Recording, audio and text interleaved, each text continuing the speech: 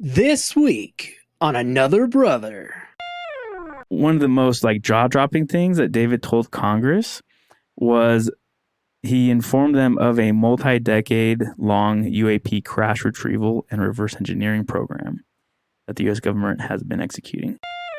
Amorphous. Oh yeah, it was. He said moving that he saw the lights in a row blinking randomly, and then it turned into it. The lights on the outside moved down and made an arc. So, the last page is a picture of us right after we nearly died. Brother over here, brother over there, brother everywhere. Another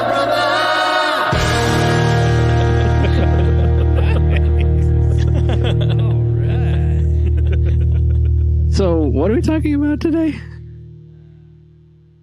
I'm not going to say it's aliens. but it's aliens.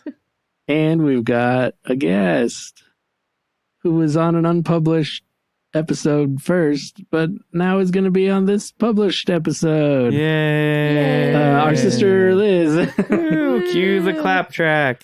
Yay. Yes, Liz was a part of our first failed recording. It's because I was there. No. And we finally convinced her to come back and to help with a topic that is always near and dear to my heart. Know you're thinking, no, it's not that. I have no idea. I have no idea what you're thinking, actually, but it's aliens. Yeah. So Liz, what cool thing just happened? I don't actually know what it's called, but it was a Congress hearing about aliens. Yeah, it was. Let me find. I can't remember which subcommittee it was. Something about, for some reason, it was the compliance and oversight. Oh, the oversight committee and accountability. About aliens? Literally about aliens or about UAP? So the committee is the House or Senate committee on oversight and accountability. But the hearing is on UAPs. As rolled under the subcommittee on national security. And is it UAP or UAPs for plural? Because you don't put an S at the end of phenomenons. So it should be UAP singular and plural, right? Yeah. Yeah. It's all encompassing. So I said that wrong. Just like the phenomena itself. It's all encompassing. For some background, this is for anyone who listens that has not seen this or heard of this. The UAP hearings were first held on July 26, 2023. So as of this recording, that was a couple days ago. And they were attended by David Grush, who's a former military intel officer who became a whistleblower and told House lawmakers that Congress is being kept in the dark about unidentified anomalous phenomena. That's your UAP right there. David Grush alleged at the hearing that executive branch agencies have withheld information about the mysterious objects for years. Grush served as a representative on 2 Pentagon task forces investigating UAP until earlier this year.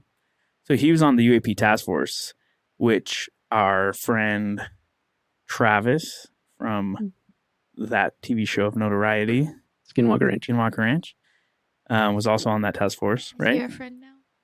Oh yeah, Travis and us go way back. Yeah, I mean, if you just say it enough, it becomes true. So one of the most jaw-dropping things that David told Congress was he informed them of a multi-decade long UAP crash retrieval and reverse engineering program that the U.S. government has been executing. He said he was denied access to those programs when he requested access, and he accused the military of misappropriating funds to shield these operations from congressional oversight. He later said he had interviewed officials who had direct knowledge of aircraft with non-human origins. We don't call it extraterrestrial anymore, or alien. I guess the new vogue term is non-human intelligence. It's more PC.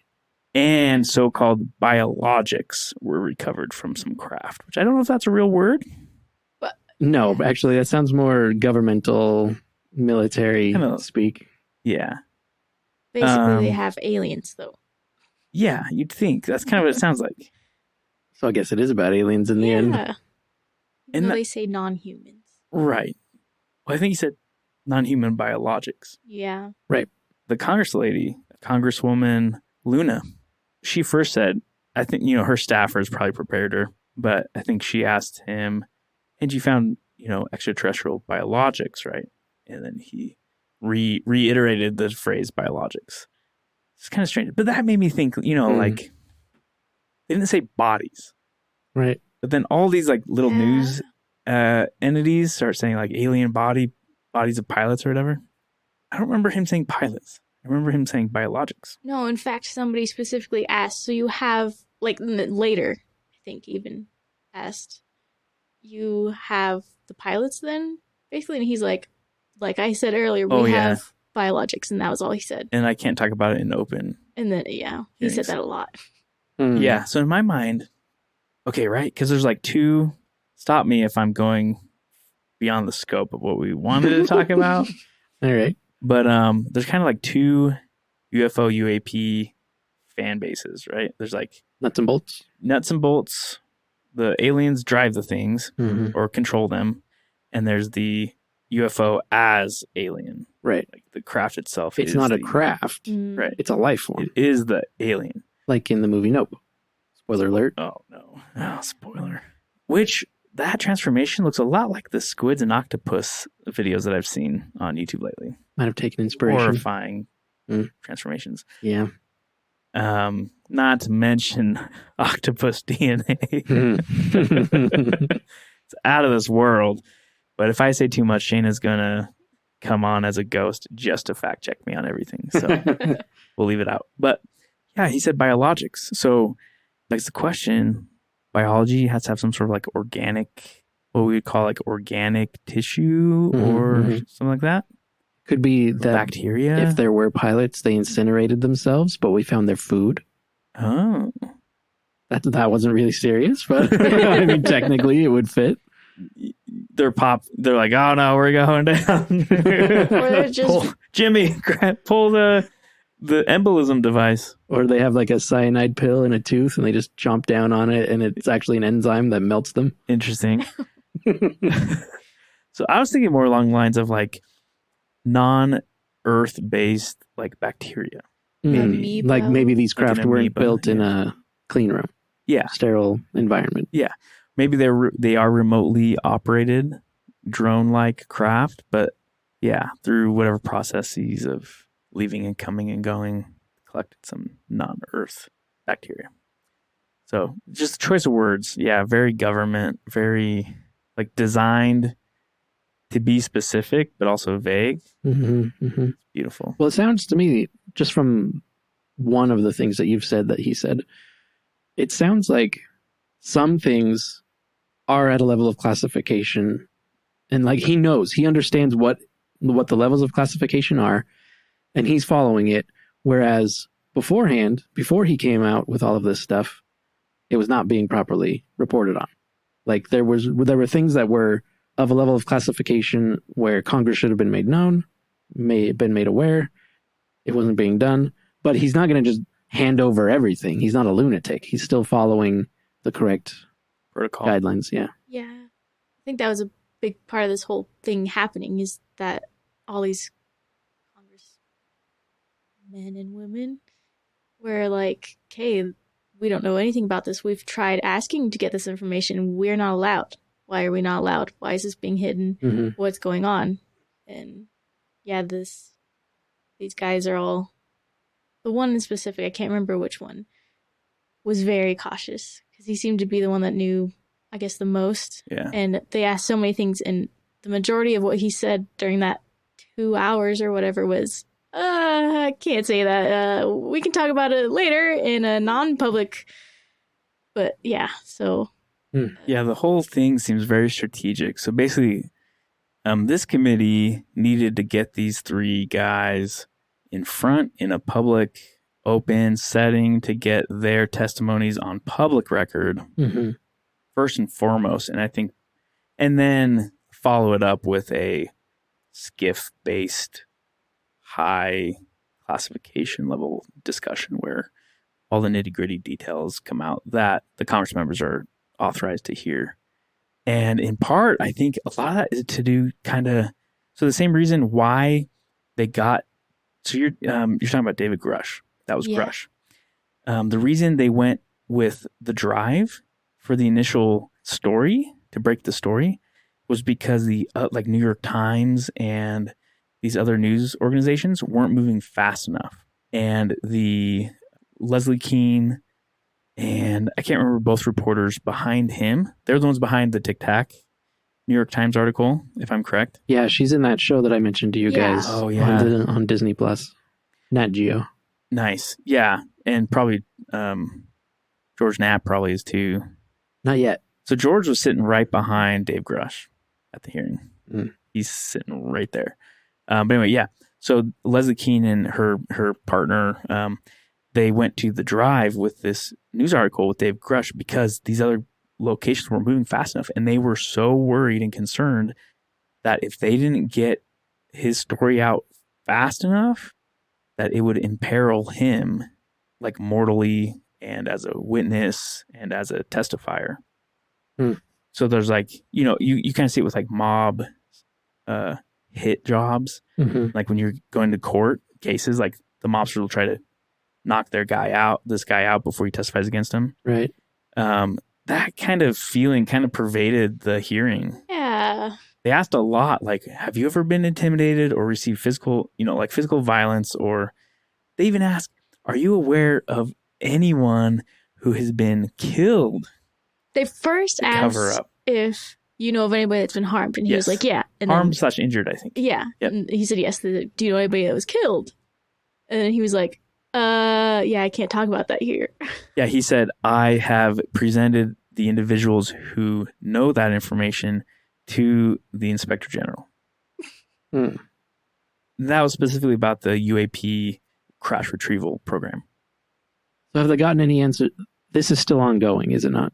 Yeah, this was... It probably won't be by the time this episode is published, but as we're speaking... It might. I mean, it might take months. Yeah. Oh, wow. Really? To get everything through. Yeah. Have they had any answers as to why are we not getting the information that we need? Why has this been so difficult? Have they answered any of that yet? Or is that all, I can't talk about that here in the open? A lot of that. Yeah. Okay. He's kind of alluded to certain high power figures within both the federal government and former government who are now like senior execs in defense contracting companies who wield a lot of influence and power and money to kind of keep things under wraps. I haven't seen anything or read anything about this congressional hearing, but in this National Geographic show, I think it's called Investigating UFOs. Oh. And then it has a subtitle that I... Undisclosed? Or no. Yeah, something like that. I mean, I can look it up, but it's not that important. I'm going to do it. And links in the show notes for anyone who wants to watch it, because I do. I saw the messages come through, but it was a bad day, so I didn't read it thoroughly. Yeah, it talks a lot about that article. The New York Times Tic Tac. Yeah, with David Fravor. How that all built up and them like getting it out and stuff. Oh, cool.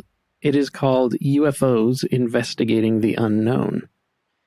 And it talks about and to a lot of journalists. Leslie Keene is regularly in the program talking about more or less the history of the non-disclosure, basically. Project Blue Book and all of its names that came before it became Project Blue Book. Curious. The head scientist for Project Blue Book that I can't remember the name of right now, and how he was a huge skeptic. Oh, yeah. Hynek or something? Yeah, Hynek. Good job. Well done. Hynek was the... lead scientist for Blue Book. Oh. Initially or always a skeptic? Always a skeptic. Not always. Initially. You're right. Initially. And he was writing off as many of these things as he could possibly get. And I don't remember them saying specifically that Hynek was hired to do that. I'm not sure they were taking that approach yet. I think so, kind of. There was another scientist later that was specifically and he hired closed to do that. Project Blue Book, right? University of Colorado. He wrote their final report, closed the book on it. He was like, this is all... Without reading the 999 other pages written by his students that gave a lot of credit to a lot of the sightings. He wrote his one-page conclusion saying the government needs to wash their hands of this and stop. This is stupid. Because he didn't want to believe. And he was paid to do it also. Awesome. So they tell this whole background context. All of that stuff. That's so great. While also going into a lot more recent sightings and the people that were part of the sightings. So we've got, dang it, I can't remember the name of the pilot. I can only remember his call sign. It's Fravor. His David call sign Fravor. was sex. Oh, no, not David Fravor. Come on, that's don't too understand. short. You can't. I remember very clearly it was his first name, sex, in quotation marks, and his last name. Oh, that shouldn't fly. It sounds too much like Well, sex. he did. He was a pretty good pilot. Over the radio. But also his wingman during the Tic Tac sighting, a female pilot that I also do not remember the name of. Uh-oh. What's her nickname? I don't remember that either. Oh, okay. Yeah, they talked to them both about that sighting and the radar technician who watched it happen and also analyzed everything afterwards. And then they also go into this Stephenville, Texas sighting from 2000. Oh, you brought that up, but I didn't look into it. Oh, yeah. 2008? Mm-hmm. But they also have Congress folks on the show, one of which is in Parks and Rec. Leslie Knope writes a little, what do you call that? Love letter? No. she has the Congresswoman's book, and she wrote something in it and then asked her to sign it. Oh, yeah. That's Saying, so funny. I left extra space if you think there's anything else you want to add. Like, you're my And best friend. I love you. You're my inspiration and everything. And she goes, I think I've said everything I want to say. That's her? Yeah. Oh. Yeah, that's her. I wish I could remember her name. I don't remember the names of any of these Congress people. Yeah. But, they had a Republican congressman who said Republicans are just as interested in these things and just as open-minded about them as the Democrats. And it's an interesting show. And makes me want to look into this congressional hearing, of course. It was awesome. I think there was an agenda. I think there was a political agenda, but the political agenda seemed to be, because this is the oversight committee. Yeah. So the agenda was we should have oversight over all intelligence programs, and I think they established pretty well that they clearly don't. I think that is the law right now.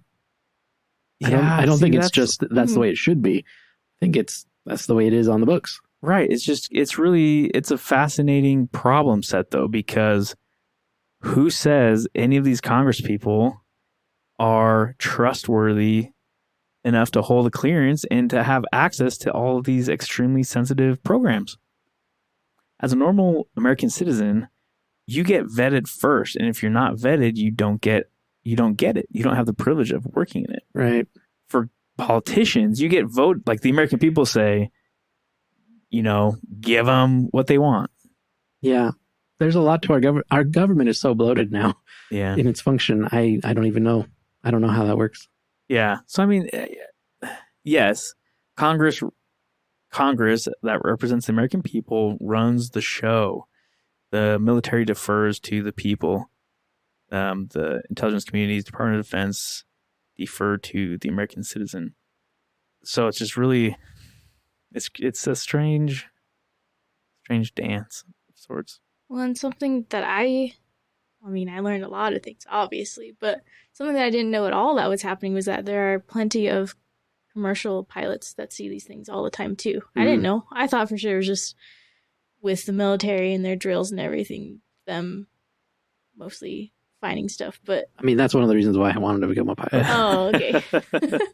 I wanted to be a biologist so I could find Bigfoot, so... One of the things I thought was the most interesting, not about Blue Book, but about the University of Colorado. I think it's University of Colorado. If it's not University of Colorado, it's a university in Colorado. That sounds right. Yeah. That was given this job of basically wrapping everything up for the military. They didn't have to keep answering all of these calls. Was that the sighting that they thought was the most interesting and the most credible was the McMinnville, Oregon sighting. Yeah. Really? With that From the old-timey 1950s. picture. Yeah. Okay, yeah, that one keeps sticking around, huh? It's Just because of the... creepy. Yeah, well, and the accounts that they recorded and kept is pretty wild. They wrote quite a bit about it in that report. This is what is hard. This is what's hard for me to spin my head around. Because you guys know, I'm like a 95% alien guy. What does that mean? 95% alien? You're 95% 5% I'm like, show me, and then Okay. I'll trust it. 95% is like, shut up. 5%er. It's real.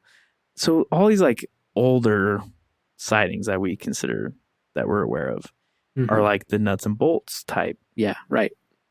But They do appear that way more than Yeah. the glowing orbs of today. Right. So the question being, did we see those and just not think they were weird?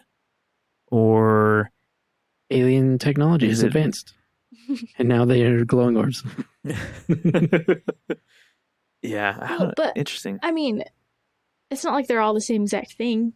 Which is another thing to wrap my head around. They're not all the same thing. It's like there are quite a few different witnesses Makes of and models. these. Well, yeah, Who's- but witnesses of the ones that are a cube. No, it's a sphere, oh yeah, a clear sphere with a cube inside. yeah. And then So like there's the corners of the cube are all touching the inside of inside of the sphere. And then there's the stereotypical saucer. There's the one in Texas from, was it Stephenville, that Yeah. was a mile, A mile wide, he with estimated. lights all around it, but What it the was heck? There's also solid. shape-shifting. Amorphous. Oh yeah, it was He said moving that he saw the lights in a in a row. row blinking randomly, and then it turned into the lights on the outside moved down and made an arc Oh. downward towards the ground. But you can see the craft itself, or you can only see like That's what I don't know. you get a said. sense of an outline of it. I don't know that I tried to listen carefully for any indication of that, but No, I at don't even some remember what point- time of day. At some point, somebody said like it's moving around, but you can tell it's one physical thing. Hmm. I'm pretty sure. Here's the weird thing. Crazy.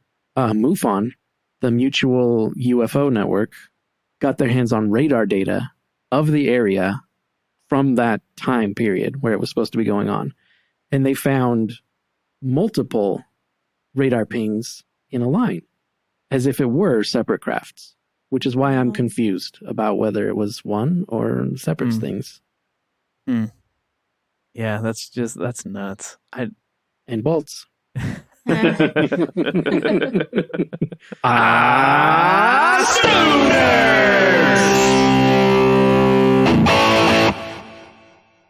Hey kids, do you know what time it is? Okay, so I'm going to tell this story, and I'm mostly telling it out of spite to my husband Oh no. to make him admit how wonderful he is, because he doesn't like Doesn't to do really that. sound like spite, but He go told ahead. me not to do it, but I'm doing it anyway, so it's at spite. There it is. Jared grew up, his dad and his siblings all went in, well, actually, no. Their grandfather bought this cabin on the beach in Rockaway, Oregon. And then, he passed away, and then the ownership went to all the kids. So they've all shared it throughout the years. And eventually they had to sell it in, I guess that was 2020. Yeah, he mentioned this when he was last here. Yeah, that was episode 12. My bad, forgot. Oh, good.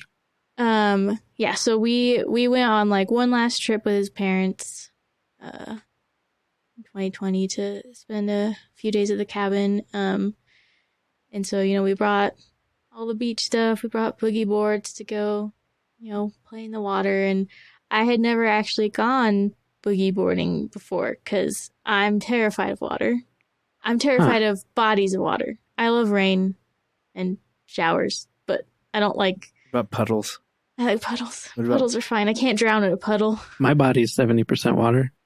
That is a big body of water. So like whenever I went to the beach, I mean, I'd play up until like the water hits my waist mostly, and but I'd never go farther than that one. That's pretty deep in the ocean. I mean, yeah, it's cold. Especially in the Pacific. North The Pacific, yeah. Oregon coast is cold. The waves are pretty strong. They're always, we're always told about riptides and stuff. And so even though like you guys would go farther too sometimes. One time I went farther than that. if I had a boogie board, I would go further, but without any floaties. I just remember, No. I remember you guys and Dad too going out and like wave hopping, Yeah. trying to get me to go farther, but I wouldn't. Yeah. But anyway, so I was like, this might be the last time I go to the beach in a while. Also, because we don't live in Oregon anymore. Yeah. So I let Jared convince me to try boogie boarding. I go, it's fun. I'm getting used to it, and so I get more daring. We're going out farther and farther, and we're fine. And it's so fun. And it's usually I'm terrified of water, but I was having so much fun. And until I look back and realize I can't see Jared, and the coastline is farther away than I expected. Oh, And wow. I can't touch the ground anymore. Were you in a riptide? And I got caught in the riptide. Oh boy. And Did you swim sideways? I tried. You couldn't feel. Couldn't feel You the couldn't ground. feel like you were being. You couldn't feel like the speed of it or It just happened. crazy. And Did you have a board? yeah. Okay. At least you had So, I mean, flotation. if I didn't have that, I would be dead. I would have died. I remember, at the point where I couldn't feel the ground anymore, I think there might have also been that's probably where the riptide came from. I think there might have been a drop off a bit. There might Sure. be more of a current, for the riptide to go to. And even when I started getting battered under, I still couldn't feel the ground. Couldn't feel the sand. And so I was like, okay, swim sideways. Well, I suck at swimming. I tried taking lessons, and that never really worked. Yeah, for the record, stewards are land-based creatures. I swim pretty good. Oh, Okay, maybe Jacob does too. I don't know. It's not freestyle. I hate that stroke. Okay, the yellow and red steward are not water people. I sink pretty hard. I've also got asthma, so Hey, I did started too. having trouble breathing also while trying no. to figure this out. It's so cold. It's everywhere. You're panicking anyway. I can't see where Jared is. I can't swim sideways. I'm doing my darndest. I can't even go swim. I'm just getting hit over the head with waves. So you're out by the breakers, Must be. Oh. Yeah. where the waves break, Oh, so they would actually Yeah, fall uh-huh. on top of you. yeah. I'm getting hit. I'm quite sure I'm about to drown. Doing my darndest to swim, and I'm at least able to hold on to the board and sideways up under my arm, but I am not really able to do much else. And I was really panicking. I was like, I'm actually about to die right now, and I can't do anything about it until I hear Jared yelling, and then I feel him grab me, and we start struggling. And Jared is a good swimmer. He grew up going to the coast and actually going to pools and stuff like we didn't. Yeah, you mentioned the pools too. Yeah. Oh yeah, he did. And he's surfed before and all this, and so he's strong and a lot bigger than me. All right, But- what else? Keep going. Let's get this out. So he's actually able to get us moving, I don't know how long I was out there struggling by myself and how long it was us trying to get back, but it felt like forever. Felt like forever of him pulling me, and we're trying to go sideways, trying to go forward a little bit, going sideways. I still feel like it's getting farther and farther away. I'm just like, okay, great. Now I'm going to make Jared die with me. I could have just gone on my own, but no, Jared had to come, try to be a hero. Now we're both going to die. That's great. But I mean, yeah, I don't know. And I feel like I was just a dead weight, and he's just pulling me because I'm also feeling like I'm close to having an asthma attack while I'm out in the middle of the ocean. And I don't know. Anyways, eventually we get to the point where I can kind of touch the ground, and so I start pushing. But it feels like, I don't know, the tide was going out. I don't know. I don't know what's going on. It was pretty crazy. But I'm trying to, push on my tippy toes and swim, and I feel like I'm not moving at all, and we're just struggling. I don't know. It felt like forever. At least 15 minutes. Gosh, we eventually get up on the sand with both our feet down, and we're able to really walk out, and we get to, we're able to like fall down on our hands and knees outside of the water, and we're looking around at other people, and they're kind of looking at us like we're weirdos.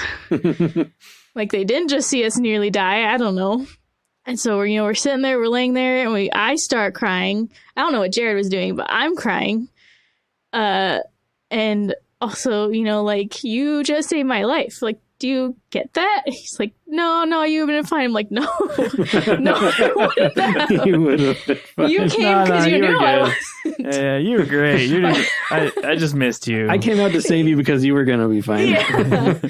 And that's why he didn't want me to tell the story. He doesn't want to admit that he was a hero, that he was actually cool and saved my life. Bonnie Taylor.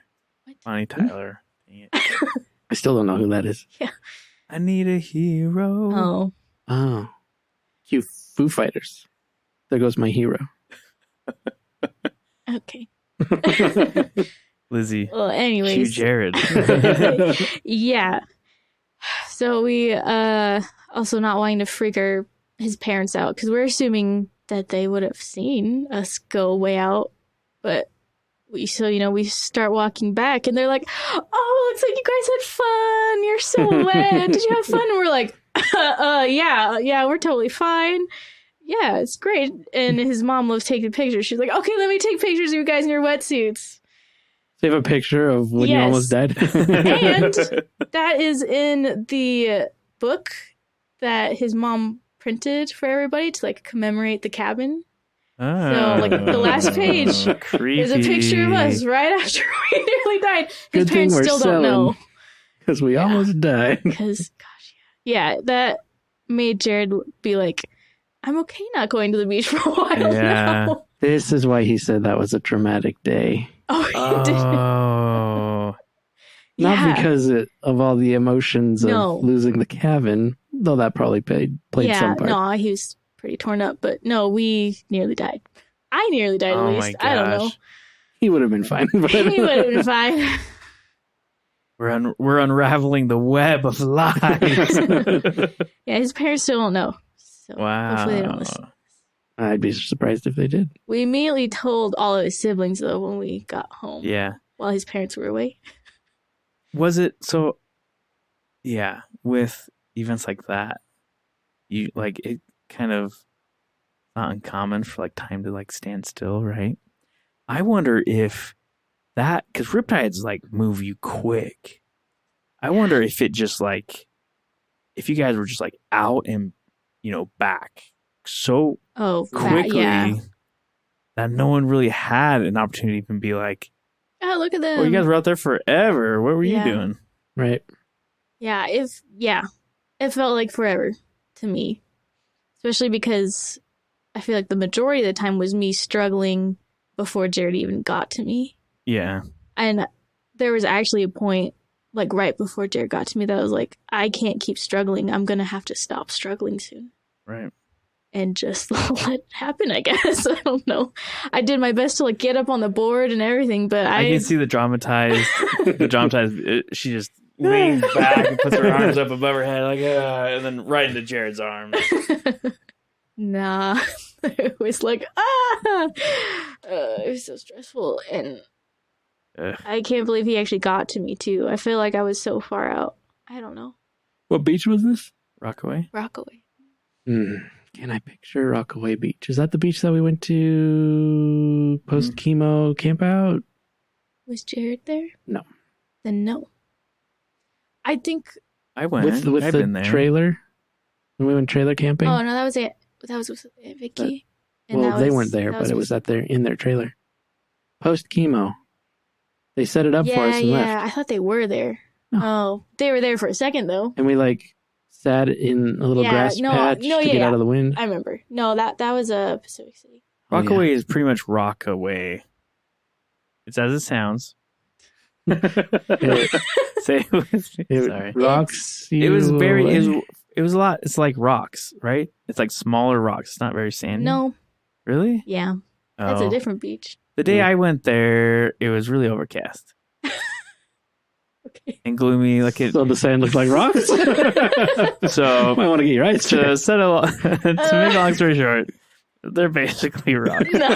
Isn't that what all sand is? Well, yeah. Tiny, tiny rocks. Churches. So when you say that you were trying to swim sideways, Yeah. what are you saying exactly? It's not the side stroke. You're supposed to go. Yeah, no, North yeah. or I south? know. Yeah, perpendicular. So you're trying to swim north or south? Yeah. Okay. Okay, all you nieces, nephews, and brothers. If you're in a riptide, you need to swim north or south. So look for land. If you can't see it, give up now. Yeah. Wait, But no. swim parallel to the land Yeah. so that you move with the land when swimming. Directly out of the flow of the riptide. Right, because the Although- riptide takes you away from land. I mean, just don't go out that far if you're not a good swimmer, too. Because I swear I was doing my darndest and I was just getting pushed out farther and farther. And I don't know, like, Yeah. eventually you're supposed to break out of it, but Well, it might I have would been have been dead anyway. It might have been a combination of the tide and a riptide. Like the tide was going out Yeah. and you didn't know it. I just suck at swimming, I guess, mostly. I mean, truth. Yeah. Yeah. This is why I don't trust it. I have a very strong mistrust of the water. Yeah, I'm going knee deep at most again. That will be the rest of my life. I was right. I had it right the first time. I'm not. It's just scary out in the ocean. Like It is. you don't know what else is around you out there. You can't see it. Yeah, I felt lots of stuff too. Yeah, I not hated cool. it. So that's funny because I actually feel safer in If you can get your natural mind, water. if you can get your mind into the Yeah. right place, Yeah. like where you're not thinking about what you can't see. But if you think about the fact that you could not be seeing something Yeah. that's right there, then you're in trouble. Interesting. No, I hate pools. I'd much rather go to a lake Yes. or a river Yeah. than a pool. And again, I've been to some crystal clear Oregon lakes too, and being able to see the bottom freaked me out Yeah, too. that's scarier to me. It looks like it's a mile away, but I can see it because of the like magnification of the water or something, and it freaks me out. Yeah. I hate it. I always have this idea that there's like a malevolent sea creature in Yeah. all water, and as soon as my legs go in, it's gonna get me. We're too Scottish. It's looking for Nessie's We're afraid waiting. of kelpies. Yeah, the kelpies.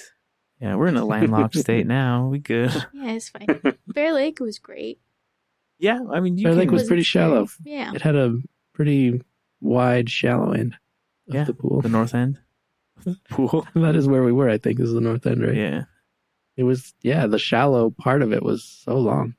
Well, that just gives us one more reason to like Jared even more. Yeah. And then you married him. That was after. He pulls you out, and you're like, "Oh, thanks." Like marriage proposal. He's like, "No, I knew it." You guys were already married. Thank you. Thank you. Dang it, that's what I was going to do. Oh shoot, do it. You're gonna do it better. Thank you For being our brother. Wow, did That we might be just too nail that? energetic, though. Okay. we'll take another run at it then. Okay. For being our brother. The first one was too energetic. Gotcha. For show notes, rockin' merch, and other brother goodness, check out our website at anotherbrotherpodcast.com. Be sure to come back next week. And tell your friends so they too can become a Brother over here, brother over there.